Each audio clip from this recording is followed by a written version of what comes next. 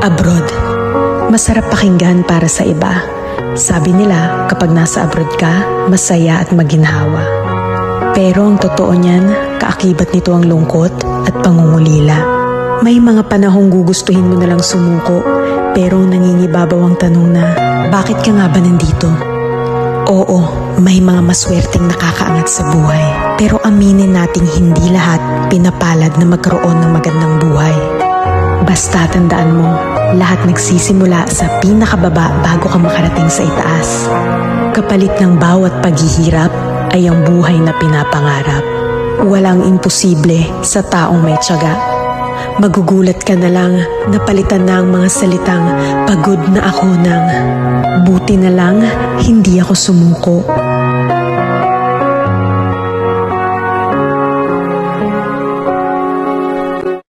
Abroad.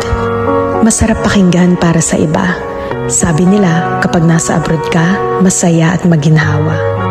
Pero ang totoo niyan, kaakibat nito ang lungkot at pangungulila. May mga panahong gugustuhin mo nalang sumuko, pero nangingibabaw ang tanong na, bakit ka nga ba nandito? Oo, may mga maswerteng nakakaangat sa buhay.